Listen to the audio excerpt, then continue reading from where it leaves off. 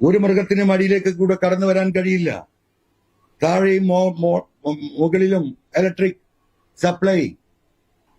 ഈ മൃഗങ്ങളെ വേർതിരിക്കാൻ കഴിയും. അതിനെന്ത് വേണം? 1 കിലോമീറ്ററിന് 3 കോടി വേണം. ആകെ വേണ്ടത് 3000 കോടി രൂപയാണ്.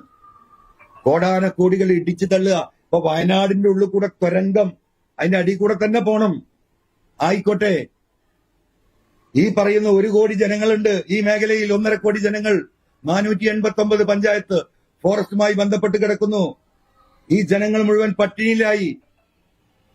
അത് പരിഹരിക്കാൻ 3000 കോടി രൂപ ഉണ്ടെങ്കിൽ തീർക്കും.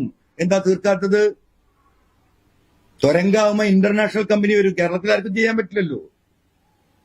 ഈ പറയുന്ന ജർമ്മനിയിൽ നിന്നും യൂറോപ്പിൽ നിന്നും കാനഡയിൽ നിന്നും ഒക്കെ വലിയ കമ്പനികൾ വരും. ഇന്റർനാഷണൽ ബിഡിനെ പോകാൻ പറ്റൂ.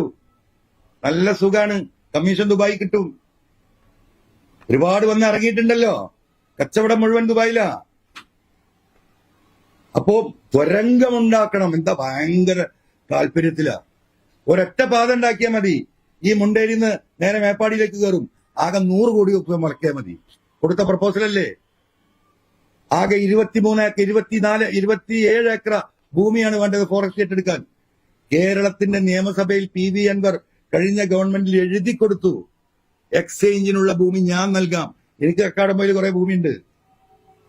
ഫോറസ്റ്റിനോടനുബന്ധിച്ച് കിടക്കുന്ന 27 ഏക്കർ ഭൂമി PV അൻവർ ഫ്രീ ആയിട്ട് ഗവൺമെന്റിന് നൽകാം. നിങ്ങൾ സ്ഥലം ഏറ്റെടുക്കണമെന്ന് സഭയിൽ രാജു കഴിഞ്ഞ ഗവൺമെന്റിൽ രാജു മന്ത്രിയാകുന്ന സമയത്ത് എഴുതി കൊടുത്ത പ്രപ്പോസൽ മുന്നോട്ട് പോകുമ്പോൾ അതിനെ ചവിട്ടിയോനാ ഈ മന്ത്രി. നിങ്ങൾക്കറിയോ?